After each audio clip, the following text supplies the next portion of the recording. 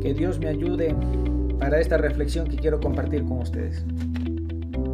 Ruego a Dios y pido a Dios que me ilumine, me ayude, me dé ese don de palabra que necesito para poder transmitir lo que quiero darles a conocer. Mucha gente hoy en día está confundida en la cuestión religiosa. No saben qué iglesia dice la verdad, qué religión tiene la razón.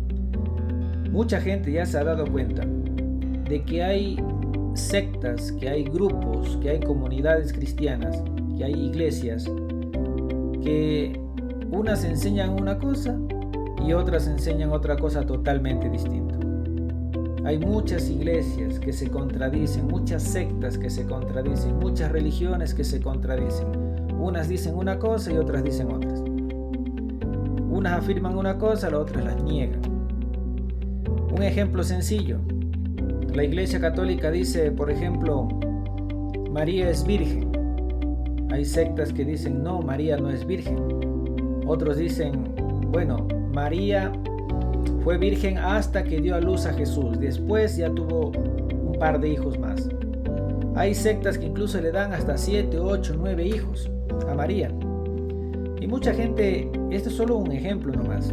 Y ahí hay muchísimas cosas más que la gente poco a poco se va dando cuenta y dice, no, a ver, ¿quién mismo dice la verdad? ¿Quién tiene la razón? Y como ya no saben, no tienen criterio, no tienen cómo guiarse, simplemente dejan de creer en todo. Dice, yo ya no creo en nada. Ya no creo en ninguna religión, ya no creo en ninguna iglesia. Solo en Jesús y en la Biblia nada más. Y se convierten automáticamente en una especie de secta isla. Cada cual con la Biblia en mano entiende de manera individualista y subjetivista lo que cada cual le venga en gana. Bien, hay dos textos bíblicos que quiero compartir con ustedes. El primero es Primera de Juan capítulo 2 versículo 24, que dice así: lo que habéis oído desde el principio que permanezca en vosotros. Repito, lo que habéis oído desde el principio que permanezca en vosotros. La pregunta es, bueno, ¿y qué se enseñaba desde el principio? Otro texto bíblico que les puede ayudar muchísimo en esta reflexión es Gálatas capítulo 1 versículo del 6 al 9. Dice así: estoy asombrado de que tan pronto os habéis alejado del que os llamó a seguir en la gracia de Cristo, para seguir un evangelio diferente. No es que haya otro, sino que hay algunos que os perturban y quieren alterar el evangelio de Cristo. Pero si aún nosotros o un ángel del cielo os anuncia un evangelio diferente del que hemos anunciado nosotros, sea anatema. Si alguien viene con un evangelio diferente, con un mensaje diferente.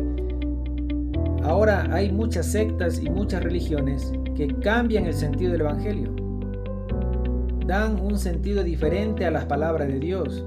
Interpretan de mil maneras, contradictorias, unas de otras. Unas enseñan una cosa, otras enseñan otra cosa.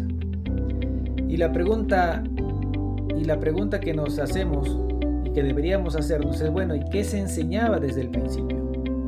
Si los primeros cristianos del siglo I, cristianos del siglo II, cristianos del siglo III, esos cristianos que morían en el Coliseo romano derramando su sangre, dando su vida por el amor al evangelio, por el amor a la palabra de Dios, por amor a Cristo, ¿ellos qué enseñaban?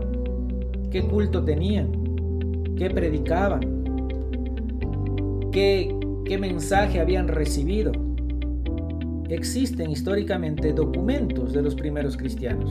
Les invito a todos y a cada uno de ustedes a investigarlo, a investigar qué dejaron por testimonio escrito ellos. ¿Dejaron su testimonio después por escrito? Claro, hay documentos históricos que lo comprueban. ¿Qué se enseñaba desde el principio?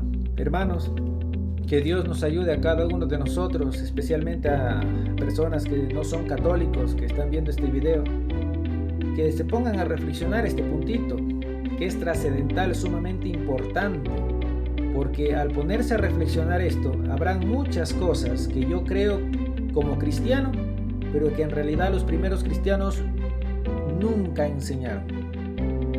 Que Dios nos ayude a cada uno de nosotros, hermanos.